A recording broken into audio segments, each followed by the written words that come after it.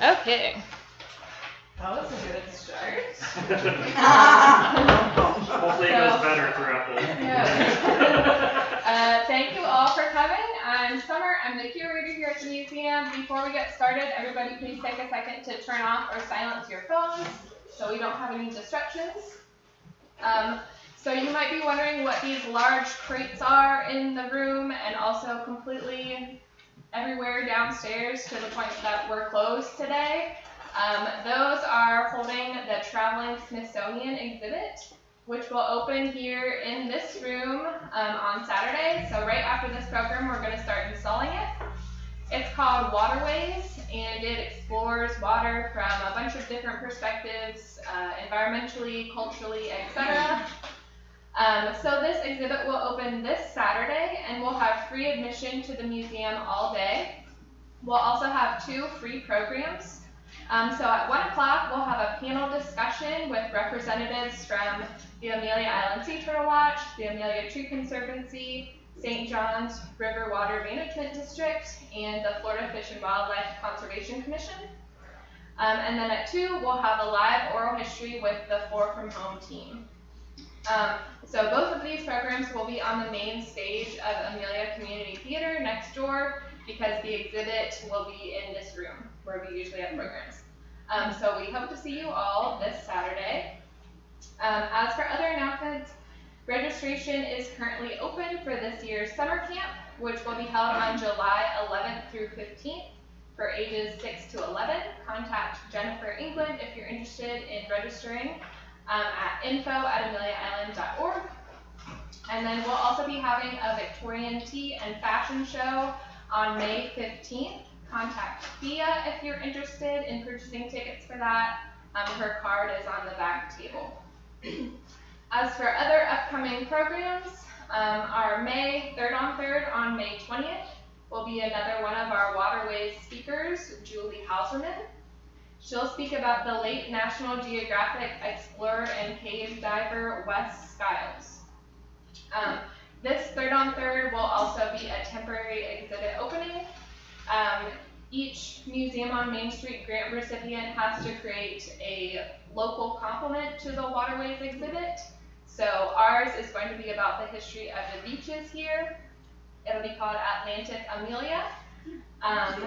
So that's May 20th. And then our June brown bag lunch on June 1st will be with Brandy Carvalho, who will talk about her work at White Oak Conservation in Dooley. So that's it for announcements, but today we have Dave Neville. Dave worked on invasive species eradication in Hawaii and as an agricultural biologist in California for 13 years, performing pesticide enforcement, noxious weed eradication, and nursery inspections for the glassy-winged sharpshooter. He has been the urban forester with the city of Fernandina Beach since May 2021. So everyone please welcome Dave. Thank you, Summer. Thank you. Like Summer said, my name is Dave Neville. And if you can't hear me, just let me know. I tend to get a little nervous in front of people and mumble. So help me out slowing down and so you guys can all hear as well. Just pretend we're trees. Then I'd like to take a nice nap right now. So like Summer said, I come from California, born and raised, went away to school in Hawaii and loved it there. Lived out there for 6.5 years, kind of messing around through school, and then got a job with the state out there doing eradication of invasive species. Then I moved back to California, got married, and we have a son, my wife and I did pesticide inspections for 13 years, along with nursery inspections, like Summer said, for the glassy-winged sharpshooter, which is a small insect that kills grapevines. Over there it introduces a disease called Pierce's disease, so we had to inspect for those bugs. And then I also did noxious weed eradication for the counties out there as well. So usually my whole career has been killing things. So when I moved here and I got this job, this was a complete new set of mindset for me, basically, is how do we preserve what we have here instead of, just getting rid of everything. Like, like I've been doing for the last 13 years. So today we're going to talk about what the city has put in as the tree ordinance, which is basically the tree law or rules for preserving our trees. And now this is just in the city limits. If you live in the county here on the island, you will have a different set of ordinances.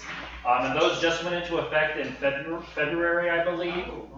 And they're also to preserve the trees. What happened was the city had, our tree ordinances. Well, if you lived over the line, I don't think there was much to protect those trees. Well, the county has come back and started with a good program, but you will have different ordinances if you live in the county than the city. So since I work for the city, I'm just going to promote the city ordinances. And we're also going to talk about the Heritage Tree Program a little more in depth. We're going to start focusing more on that throughout the upcoming years.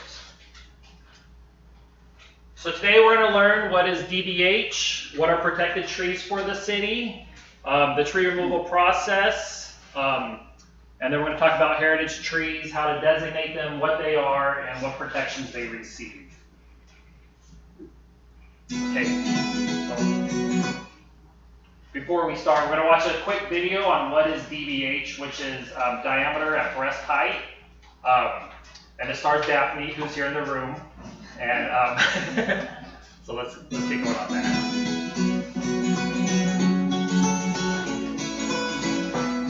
Hi everyone, my name is Daphne. Welcome back to Picnic with Planning.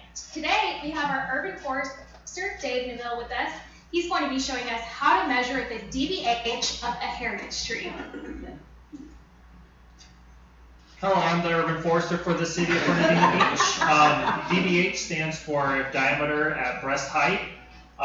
The average chest height would be 4.5 feet, so we'll measure up 4.5 feet using regular measuring tape, and then we'll measure the diameter using the logger's tape, which takes the formula into account and gets the diameter.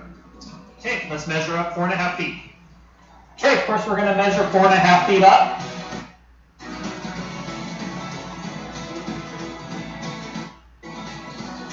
Which is right about here. So with that in mind, I'll take the logger's tape.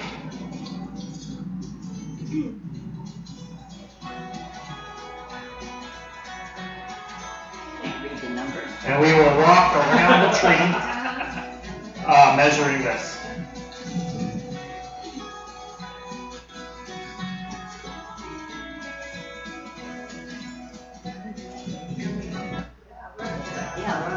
That is actually the parking lot over French Tree, it's called. It's over on Ash and Southie. The original point. Where the 0 is where the 6 begins.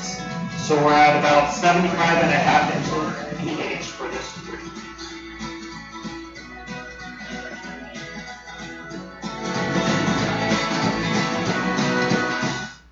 Okay, so that video comes from the city's website. Every month, every other month, there's a Picnic with Planning segment, it's called, and it puts out little ideas about what the city's doing, city rules and stuff regarding swimming pools, fences. This one would just happen to be on measuring at DBH.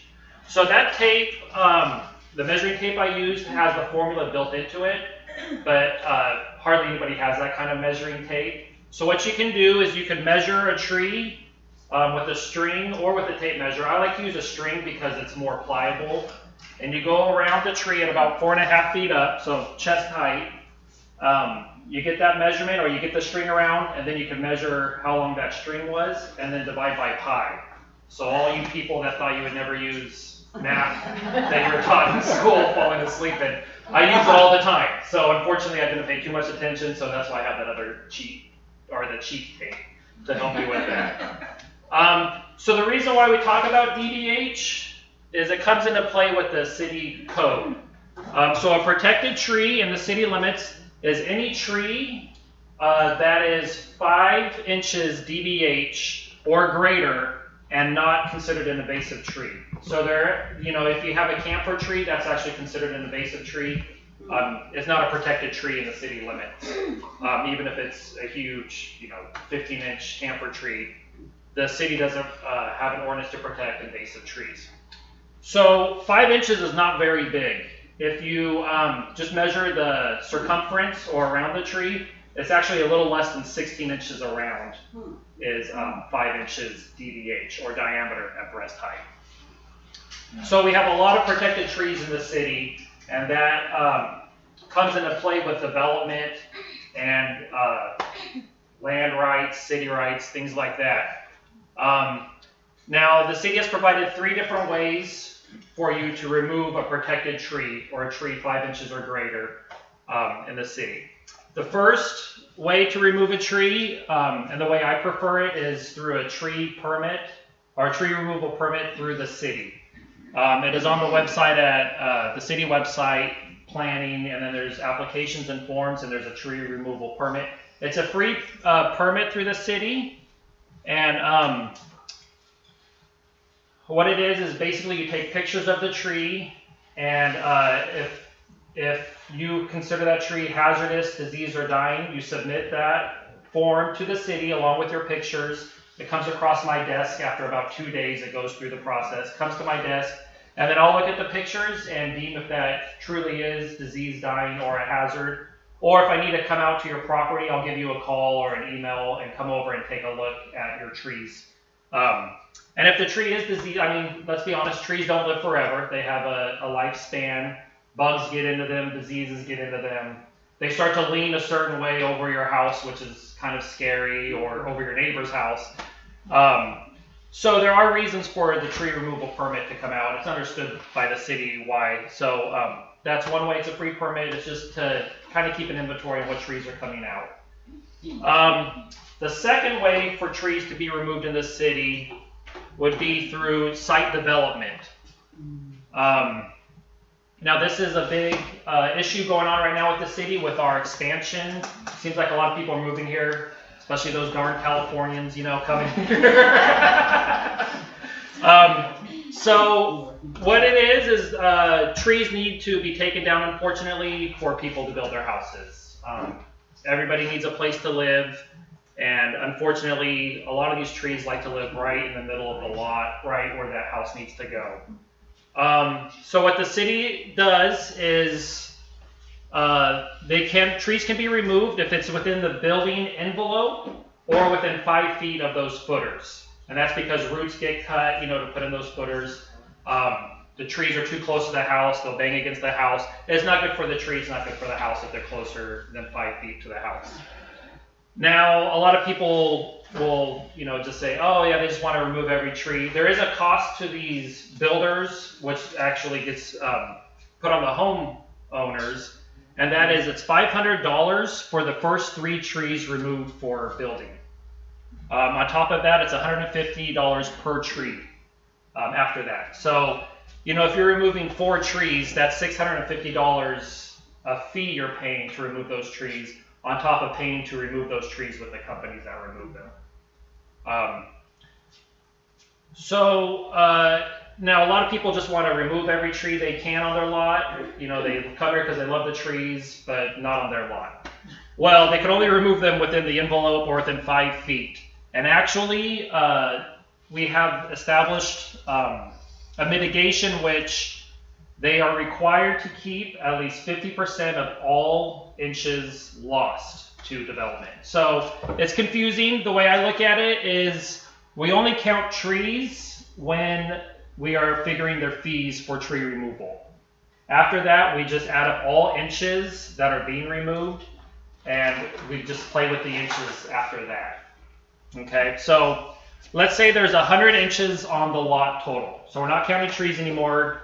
They paid their tree fees. Let's say they're removing 4 trees, so they're paying $650 to the city for tree removal. They have 100 inches on this lot. They can remove up to 50 inches. So they can remove up to half of those inches without having to pay anything else on top of that. Now, if they remove 60 inches, they need to get that 40 inches back up to 50 inches. Okay, so they need to replant at least 10 inches on the lot. All right, and it's confusing. That's why I do the 100 and the 50, because all of a sudden I'll get, you know, 332 inches, and they're removing 160, it gets all confusing. And this is a big part of my job, is looking at plans when they come in, seeing which trees they want to remove, going out to the lot, walking with the developer and seeing, hey, this tree actually can be saved. This one is actually too close, it needs to come out.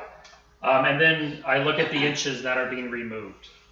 Now, a lot of times people have maxed out their lots and removed a lot of trees, and there's actually not much room to put in trees that will do well, that they're required to. With that, they can pay 50% mitigation and a fee in lieu. And so what that is let's say that there's 100 inches and they removed 60 inches. So they're short 10 inches on this lot. Okay.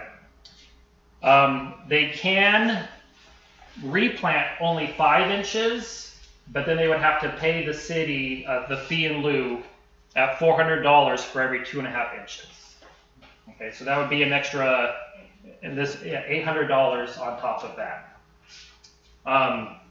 And you can only pay that fee in lieu up to 50% of the inches that you owe. So you can't just remove every tree and say, I'm going to pay, this fee in lieu for all the inches. You can't do that. And so with this, I understand people need a place to live. I understand we have beautiful trees here. I feel like this is a good program because this actually takes into account the inches and ideas on how they could adjust their house to save these trees. Because a lot of times they say, I have a big tree over here and all these little trees, so I'm going to have to do all this with little trees, or I could save all these little trees. And I said, well, if you adjust your house over, you actually save a lot of inches with this big tree, removing the smaller trees. So there's ways to work around this, and the developers and homeowners, for the most part, are pretty good about that. They understand that for the most part. This fee in lieu, the money for that goes towards an account, the tree trust fund with the city, and that pays for trees being planted throughout the city. So if you go down Hickory Street or along Ash Street, you'll see some new plantings that have gone in recently, and those trees have been paid for through this fee in lieu program. Okay, so that doesn't just go to the city and, for lunches or whatever. It actually goes to replanting trees in the city. The city has set up a goal to increase its canopy by 5% or its total tree coverage by 5% in the next 15 years, I believe. So, we're working with trying to keep the canopy we have, but also increasing it because we understand houses have to go in, that takes place, but then we can plant trees other places in the city with this.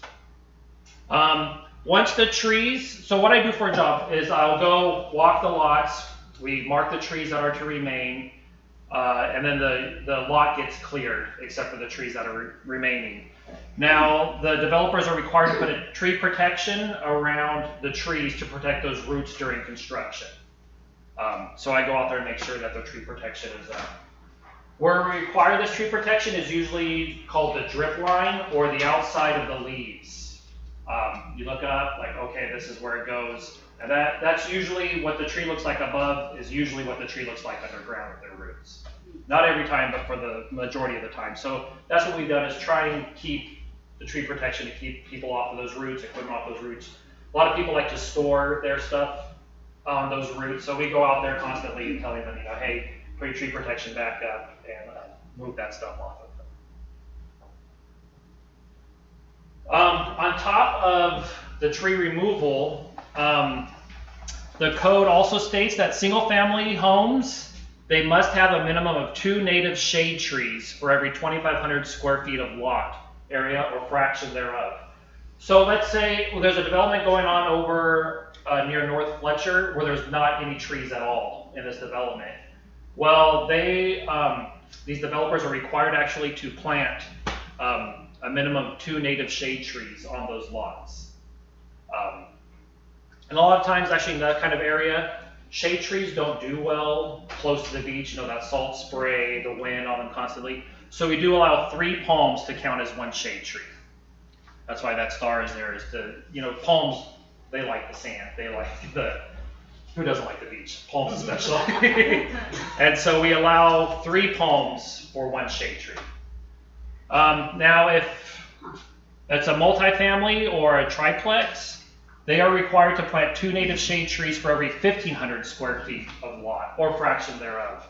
So this actually gets pretty expensive for replanting trees, because these trees are not cheap, and if they're required to plant 2 for every 2,500 square feet, well, let's say the lot is 5,000 square feet, that's now 4 trees they're required to have on this lot. So that's an encouragement to also keep trees that are already on the lot, because those will count for them. Now, commercial property, it's 1 shade tree for every 1,500 square feet of gross site area, fraction thereof. So this encourages people to keep trees, because they don't have to replant as much, pay for those replantings. They are required to maintain these trees for the first 2 years. So they'll be smaller than the 5 inches, and people will say, well, that's not a protected tree. Well, part of your mitigation is required to be there for at least 2 years. So, you know, if we get a report that a tree is taken out, we had somebody take out trees that were required to be in to put in a fence. And they made the argument, those aren't protected trees, those are 5 inches, but because they're part of the mitigation, they are protected trees for the first 2 years. Okay, we had an update to the code this year, and so houses, when they are built, are required to be a certain distance from the side lots, the front lots, you know, the back lots. They're required to be in a certain spot, so you're not too close. What the code change did is it allowed for houses to actually encroach on those setbacks to preserve trees. We had a tree committee set up where we talked to developers, and the developer said a lot of times we would like to save these trees, but the homeowner wants a certain size house, you know, we can't shift it over to save that tree. Well, the code changed to where you can protect trees if they meet the requirements, and that's minimum of 25-inch DBH, and the structure cannot be located less than 5 feet from the property line. So this tree here is actually a tree that, one of the first trees that was protected due to this code change. This tree is a 73-inch live oak over in the Riverbend neighborhood, and it was slated to come out for the driveway. Okay. They had other trees on here. This is after they cleared the lot. We took a look at their site plan with this tree coming out and talked to the developer. The developer talked to the homeowner. They decided to switch the driveway to the other side, flip the house, which is not, you know, free to do. The homeowners, you know, the developers worked with us on that at their cost, which was very nice. Well, then the homeowner realized that they wanted a pool in the backyard. So the house would have to come up to allow for the pool to go in, because we have, I believe it's an 8-foot minimum to the property line for pools in this case. Well, what this law or this change in the code allowed is that pool now to be only 5 feet from the property line, saving this tree so the house could be further back. So it's a beautiful tree. This developer's doing a great job of putting up this thing to protect the roots. And so that's, you know, I was really happy to see that tree. It was slated to go out for a driveway, and now it's preserved. And I think it will add to their home and shape. Yes? You talked about the drip line earlier of the tree. That tree seems to have a huge overhang. Right. So how can those are definitely inside the drip? Right. So what we do on large trees like that is it's 20 feet. So the drip line on smaller trees up to 20 feet. And that's because, you know, if we did a drip line on some of these large oaks, you couldn't get anything on there. Yeah. So what we like to do is the 20 feet per code. And then we also like to encourage a lot of mulch putting down. And that mulch will spread out, bark and stuff will spread out that compaction in that soil and allow air to stay down there and the water to get down there that the tree needs during construction. So yeah, that's a good question, yeah. And we do come across it. 20-foot circumference? 20 foot from the tree out. So it'd be about right, if that's 73 inches, it'd be about right here. So the tree protection would need to go up. This is to protect the soil because they had to fill the lot to level it out. So that allowed some space for those roots. So that's 40 inches diameter, or 40 feet diameter. Yeah. 20 Yeah. 20 feet from each side of the tree. Exactly, yes. So it's 40 feet all the way across? Across, yeah, so it's 20 feet out from the tree, yeah. So it'd be 20 feet on one side, 20 feet on the other side. I have a question about what you talked about earlier. Yes. I don't want to interrupt too much. what, using a live oak as an example, Okay. how old is a 5-inch tree approximately? A 5-inch live oak? It depends on the nutrients of the area, you know, depends on the sunlight. On average. On average, I would say 5-6 years. 5 or 6 years for a Yeah. 5-inch tree. Yeah. And 5 inches and up are the protected trees. Yes. So a 2.5-inch tree that they replace it with is how old? Well, it'd be mathematically be 2.5 Couple of years. years? Yeah. And so to get a 36-inch tree, to make a heritage tree, what are we talking, 100 years? Right. Now, from what I understand from master arborist that was training me recently, there's no trees on the island probably older than 150 years old. These big live oaks are actually, all those big trees are cut down for shipbuilding and things like that. So technically, I mean, there may be some trees that were overlooked in those olden days, but technically there's no trees on the island probably greater than 150 years old. So that's how big these trees would be in that time. So if a homeowner buys a lot and needs to clear it, and you tally up all the diameters together, to equal 100 inches of diameter, they can take 50% of that. Correct. And they're all 15-year-old trees, let's say. Okay. I mean, maybe you've got a couple of them that are 100 years old, or 1 or 2. You're replacing them with a bunch of 2.5-year-old trees. It's going to take almost 100 years for them to grow back to a canopy. That is correct. Yeah. To become a canopy. To become what those other trees were. Yes, that is correct. To become a canopy. Yeah. Because Yes, that is correct. A 20-foot tree is a canopy. Well, the canopy is any tree.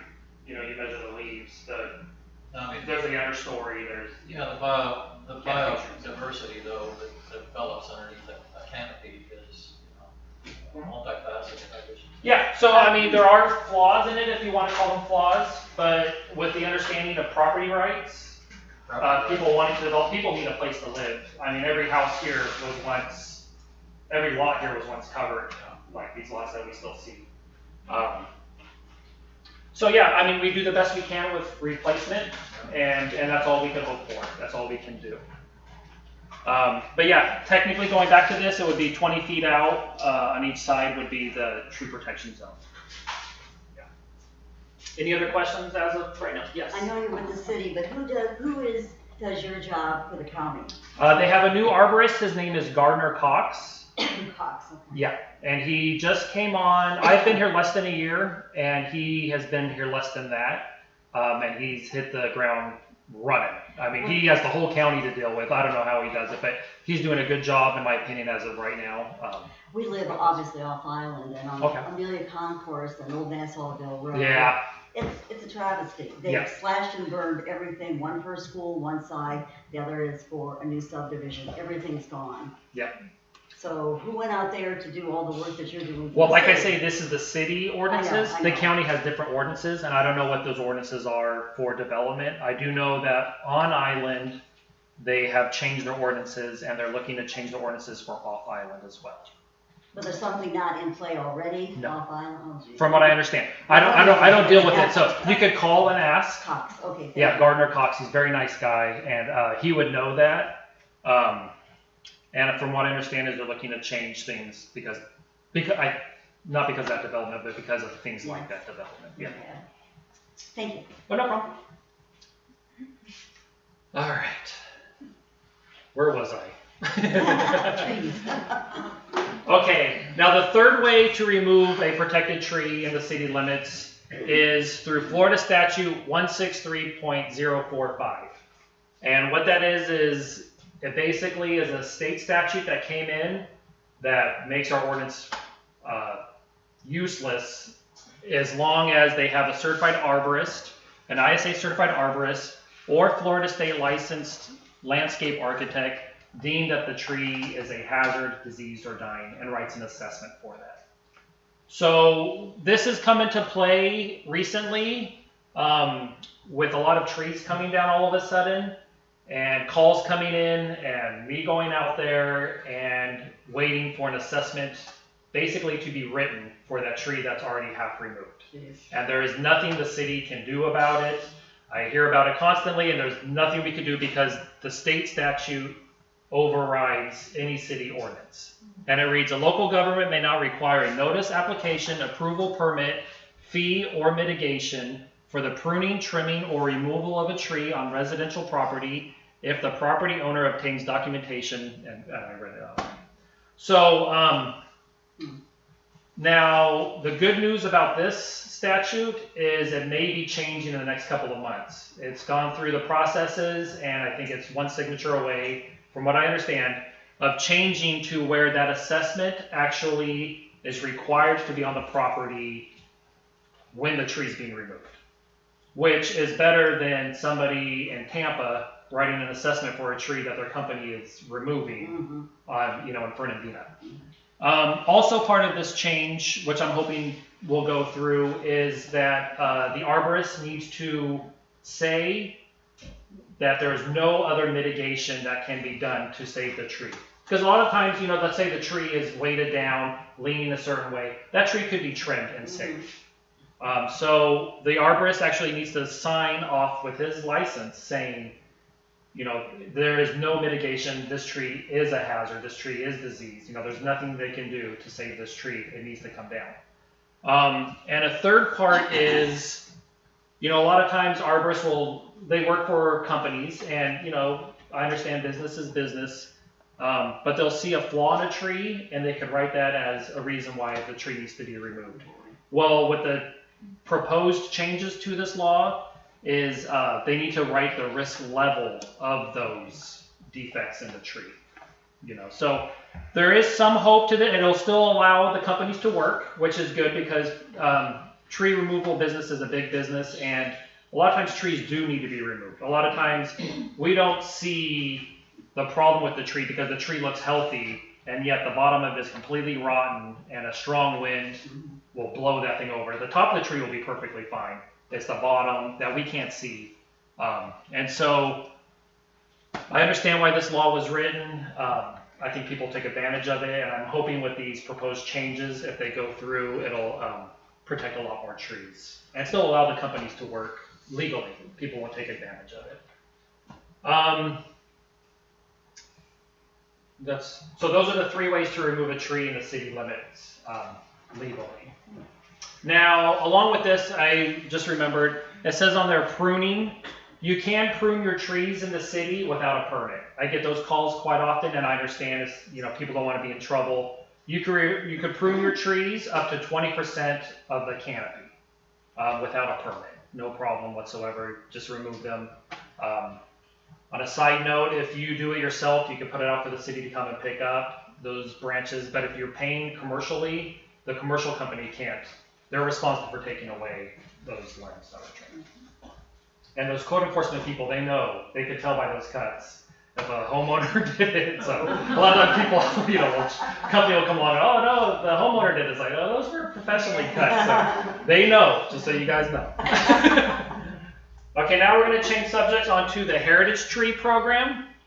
And this is why, like Alan was saying, these large trees that we want to protect, unfortunately we can't protect them all, or these smaller trees that we're planting, and in 150 years will be giant trees, and we can protect those trees then. It's the Heritage Tree Program. And the LDC stands for, thank you, Local Development Code. Land Development Code, sorry. So a heritage tree is a tree designated by the city as irreplaceable due to its size, age, and its historic, aesthetic, or cultural significance. So these big, beautiful trees, the Spanish moss hanging down, the city understands these trees do need to be protected as much as they can. In order to become a designated heritage tree, you must meet all 4 of the requirements, not just 1 or 2. It's all 4 must be met. So the tree needs to be indigenous to the region, like a live oak. Actually all of our heritage trees right now are all live oaks. Magnolia trees can get that big, which is 36 inches or greater DBH. That is a big tree. You figure 3 feet straight across, that is a big tree. The tree needs to be healthy. So sometimes we get applications for heritage trees, and the tree is in decline. The tree is just outgrown its life. And then also it must possess significance. That is written in the code. And the way I look at that part is if the tree is beautiful, that possesses significance. If the tree provides shade for people walking underneath it, or, you know, driving down the street and like, oh, what a beautiful street, you know, to me that possesses significance. It doesn't have to be, you know, some treaty was signed under this tree, you know, it just, you know, beauty to me is a significant. So there's two categories. There's designated heritage tree, which is on private property, and then protected heritage tree, which is on public property. Okay, so the history of heritage trees. This is the tree in the middle of Ash Street. I'm sure we've all almost hit it coming around that corner. This was the first heritage tree, and this was nominated April 4th, 2006. And the story of this tree is Kate lived in a house right over here. They were going to put in, I believe they're going to pave or put in trolleys. And she said, not down this street, not with that tree there. And they said, well, yeah, sorry, the city's going to do it. And she, legend goes, she had her shotgun sitting there and protected that tree. So that's a story of significance, along with the beauty of the tree. But so that first year that they had the Heritage Tree Program, the city did 3 trees, and that was 2006. Now we have a total of 36 designated heritage trees, and the last 8 were last August that were designated. I know it seems like that's very little, but these do take a lot of time and work to designate a heritage tree. It's easy to nominate them, and I encourage you all, I brought some forms to go out. If you see a tree that's beautiful, that's a big tree, go measure it, fill out the form, turn it back into me, and then I will go and do the labor of actually verifying the measurement, doing the assessment on these trees, and you know, seeing what their health is. Yes? Do you have a list of those trees, the 36? There is a list, and I believe it will be uploaded to the news tree website. We've been working on it for several months. Taylor actually designed it. It's a beautiful website. It's just been made public, and so we're working out some kinks that links aren't working correct in some of them. And this one will link to where they are. Which website is that? That is the city website under the planning, so fbfl.us, and then /planning, and then there's a trees tab. Do you know if they have heritage trees south of the city on the island? You know, I talked to Gardner Cox, and I don't know too much because, like I say, I'm busy here with this ordinance. It's hard to learn those. But I believe on the island with the new changes, I don't know the size requirements, but there is a thing now to protect those larger trees. You'll have to talk to him or look at their website. They might have it, but talking to him would be the best. And I believe it's 40 inches, and they need to be, and don't quote me on this because, you know, this was just said in passing one time. Those trees to be removed need to be approved to be removed through Yeah, because there's a bunch of different trees on the south side. Oh, yeah. Yeah. And on Omni, we have some in our neighborhood. Yeah. I might add to that I'm getting familiar with the maps of where the city lines are compared to county, and up to about Sadler, it's all city pretty much down, you know, going north of Sadler. You get south of Sadler, there's still a lot of area that is actually Fernandina Beach.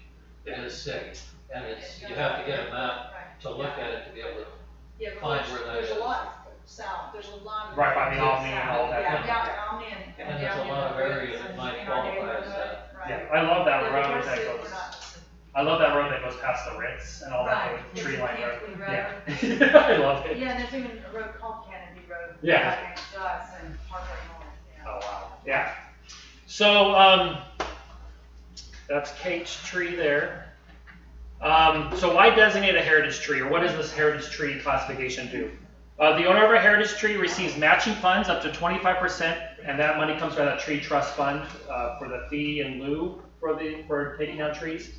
That money can also go towards up to 25% of tree maintenance. Now the funds to remove diseased or insect-infested wood, damaged or broken limbs, and for maintenance to promote tree growth.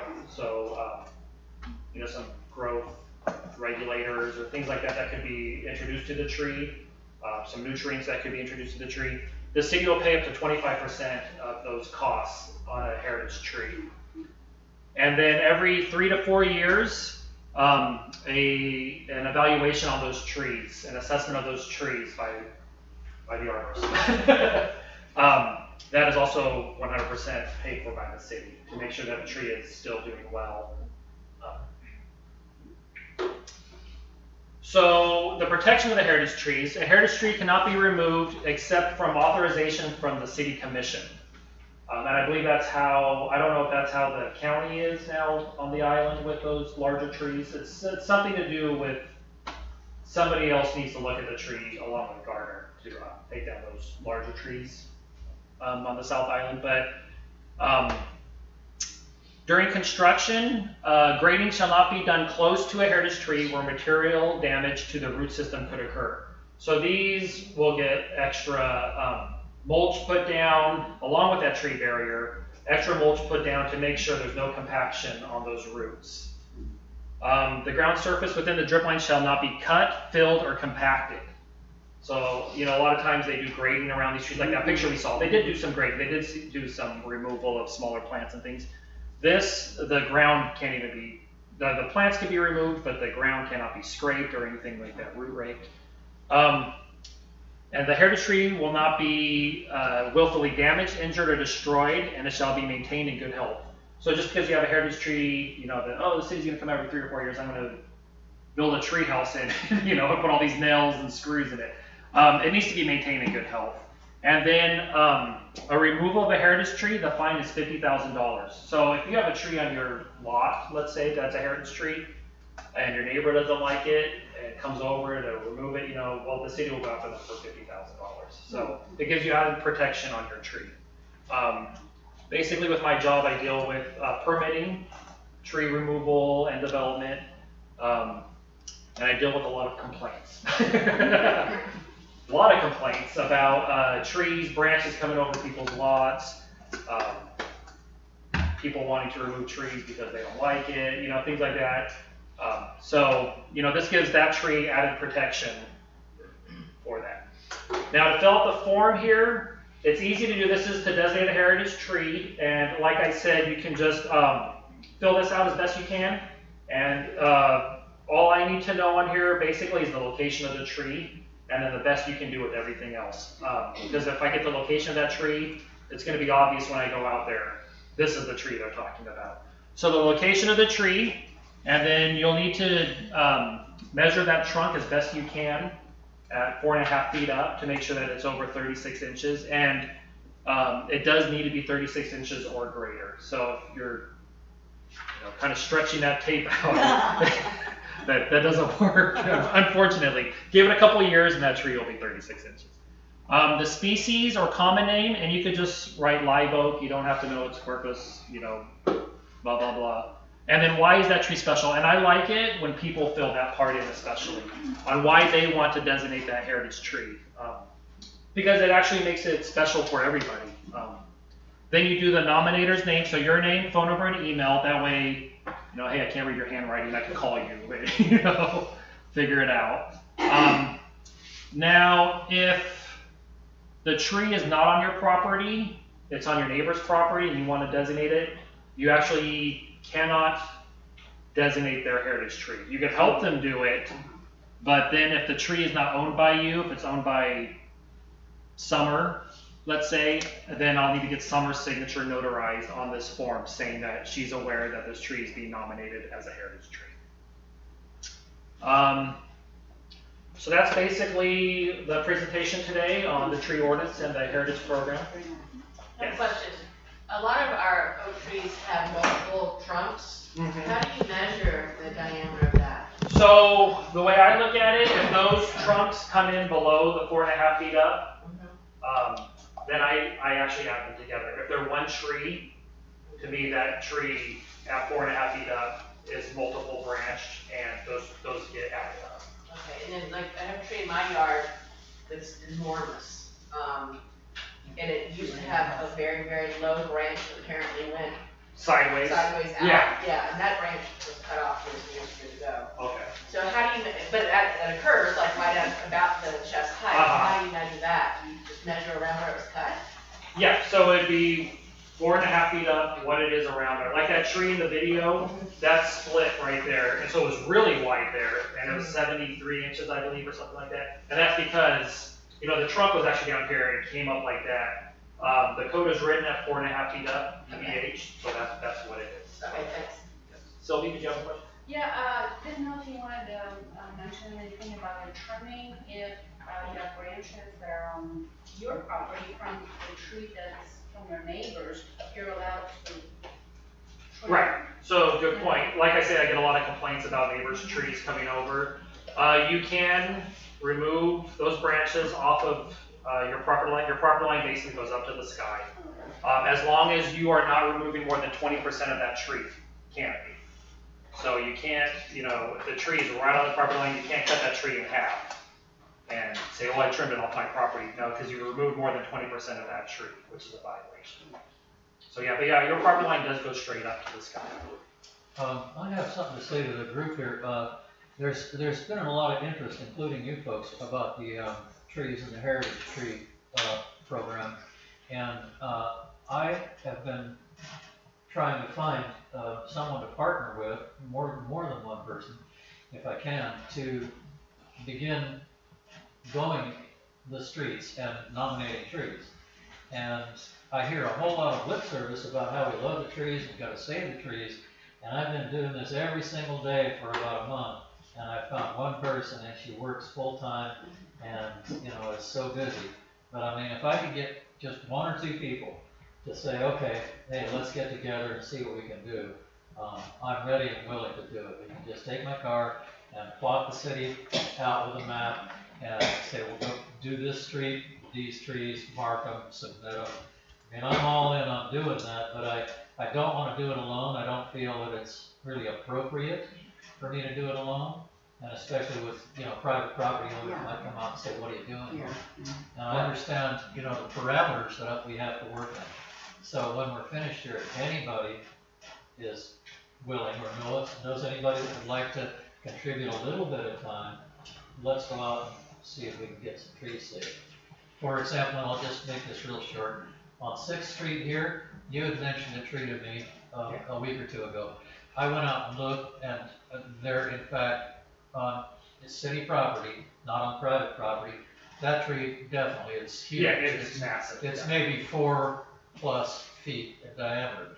And then I went up the street a little further, there were 2 more in the same block on city property that were absolutely bigger than 36 inches. So then I turned around and went the other direction. This is just on one street, on 6th, and I found 2 more on the other side of 1st Street. Huge trees that if they're not protected, and I think, could you say again whether or not those would, because they're on city property on a right of way, that they're untouchable and going to be saved, or no, we should go out and nominate them as heritage trees? Right. That's what I think I heard, because nothing's sacred. That's the way I see Right, it. so that gives it an extra protection. Yeah, even though it's on city property in the right of way, odds are that tree will remain untouched, but you never know. So this will give it a little bit extra protection, plus the designation of a heritage tree. Now, in other words, there's a lot of trees in town Yeah. that need nominating, and I'm willing to do my time. And we are looking into putting little plaques on these heritage trees to set it apart, and that way people walking by, oh, what does this tree say? So we are looking into that. Sylvie has actually found something, so I've emailed the master arborist trying to see if, you know, will this kill the tree if we screw this into the tree? So, yes. Is Spanish moss actually bad for trees? No. So Spanish moss is not bad for the tree. It's naturally growing there on it. The only time it would be bad is after a large rain and it soaks up a lot of water. And on those outer limbs, especially these live oaks that grow really big, that's a lot of added weight on those trees, but it doesn't hurt the trees at all. Huh. Where'd that myth come from? Probably somebody that wants to remove a tree. Put Spanish moss in it, like, oh, you got Spanish. Now, a lot of times the Spanish moss, it will grow more on trees that are already suffering. So it's not, the Spanish moss is not there hurting the tree. The Spanish moss is there because the tree is hurting. So you have to look at it that way. And, you know, let's say the canopy is not as full as it should be. That's adding more sunlight in there. That's more things for air plants to grow, Spanish moss to grow. So it's not like those are hurting it. It's just kind of a sign that the tree may be suffering a bit. What about mistletoe? Mistletoe is bad for trees, yes. It does take a long time, but if you have mistletoe in your tree, I would recommend hiring a certified arborist company to come out. You are to remove it where the past where the toe is going. So mistletoe will have a root basically that gets into the tree and grows along, and that's why it'll kill the tree. So if it's on one branch out here, remove it. And I believe it's green. You can still see that it's green, and so you can see that you didn't remove more until you don't see that toe growing into the tree. Did you have a question? Let's say there's a house where the trees are being cut, and you really don't think that the guy got a permit to do it. He doesn't have to post that permit anywhere, does he? That is correct. They don't have to post a permit, and with the arborist assessment, they actually don't have to give it to us ahead of time unless we ask for it. Then they have to provide it. So if your neighbor's removing a tree, I recommend you call the city. I'll go out there, or while you're on the phone, I can look up permits that have been issued for tree removal, and we can look at that address and see if there is a permit on file, or they may be doing it through that statute where the company could write an assessment for it. Then I would go out there, stop them from working while we get that assessment. And what if they've already been cut down? Yep, then actually there's big fines. So let's talk about the fines for illegal tree removal. So if the tree, and I'll have to look at the measurements, it is $1,000 penalty and $500 fine for trees of a certain size, and then it goes up from there. So that's the smallest. And so we did have, unfortunately, we had an elderly lady that wanted some trees out of her property, and I understood why. Didn't get an arborist assessment, hired some guy, or relative actually, came and removed it all, and she ended up having to pay for 5 trees, on top of what she had to pay for the tree removal. So there are fines in place, and I can look them up.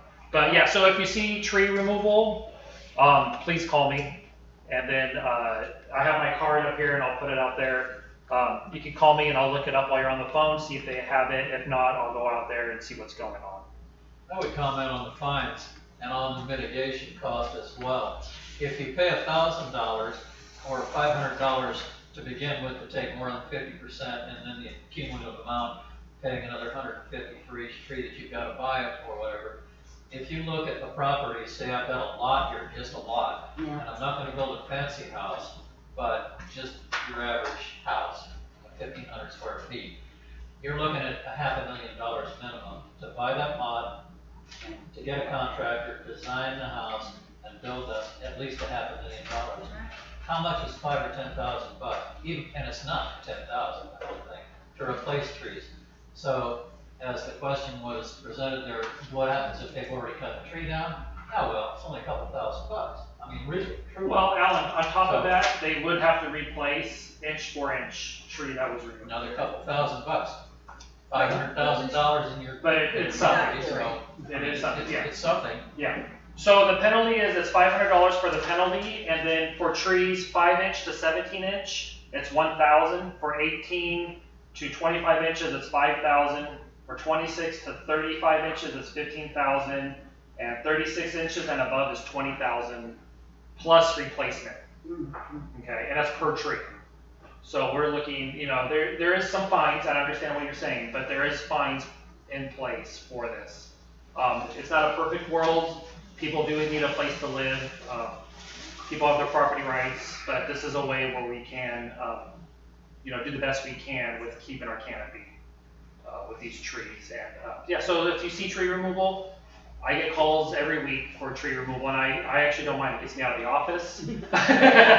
Going out there and talking to these guys working, it's kind of fun to watch them, hanging in these trees, swinging around, and I really like it when it's done legally. So it gives me a good day. Yes. Yes. The tree, there is also a program to replace trees. If you have dead tree or a dying tree and you get it removed and typically get a permit. We also have the tree replacement program, which is you can call us and we can supply a tree for you to replace that dead tree. A tree of your choice. Yeah, a tree of your choice. So just want to encourage that too. The only problem with that is you're required for its maintenance. You will provide the tree, we'll actually deliver it to you, it's a smaller tree. You're in charge of planting it and watering it, something like that. But you can plant it anywhere on your property. If you don't like that one tree out your window, because, you know, you can move stuff around, so. Yes, Julie? Could you read those fines again? Sure. So it's $500 penalty per tree. On top of that, then for 5 inches to 17 inches, it's $1,000. For 18 inches to 25 inches, it's $5,000. For 26 to 35, it's $15,000. And then for 36 inches and up, it's $20,000. Plus replacement inch for inch. Thank you. And all this information is part of which chapter? Chapter 8? This is part of chapter 11. 11. Under penalties and fines. You guys can go online, check on our LBC, and look at chapter 11. A lot of the information that Dave talked about is on that chapter. So. And if you want some good nighttime reading, if you're having a time falling asleep, you can read all of the whole code. All right, if there's no more questions, I'm going to put my cards in the back. That way, you know, if you have any other questions that you're a little too nervous to ask in front of people, or if you see trees being removed, or if you have any questions of trees at all, you know, I'm happy to help, or the staff is happy to help. And thank you guys for coming.